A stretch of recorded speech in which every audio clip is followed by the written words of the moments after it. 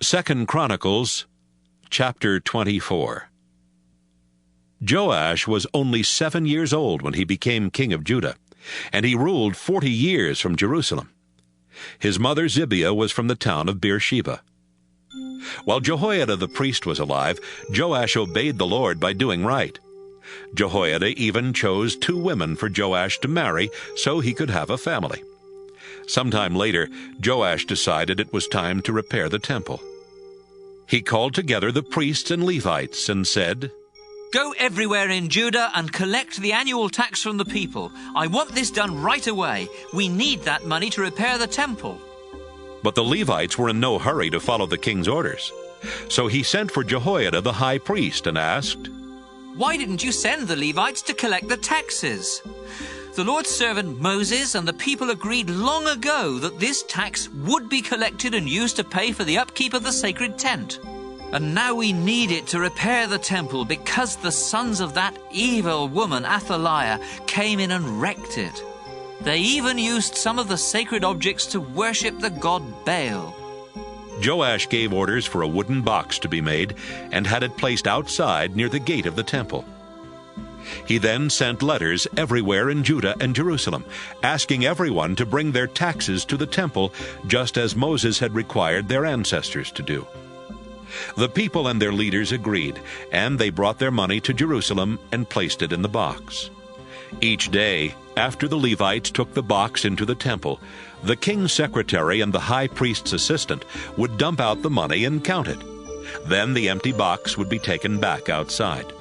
This happened day after day, and soon a large amount of money was collected.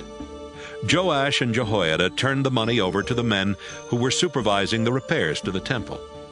They used the money to hire stonecutters, carpenters, and experts in working with iron and bronze.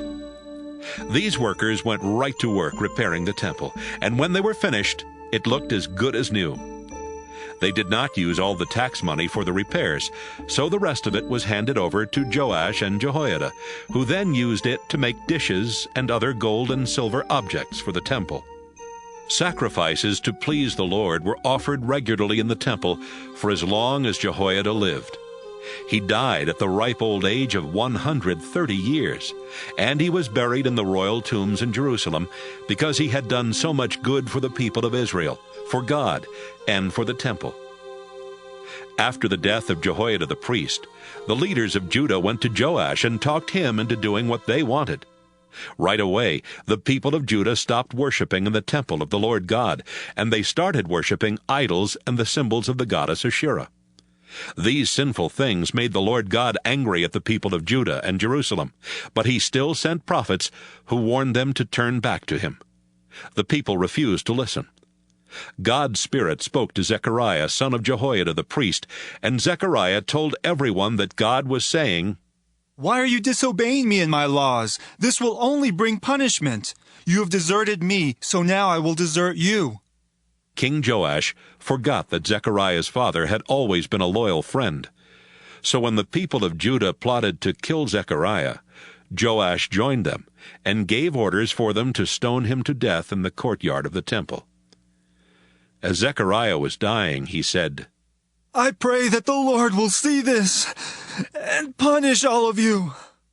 In the spring of the following year, the Syrian army invaded Judah and Jerusalem, killing all of the nation's leaders.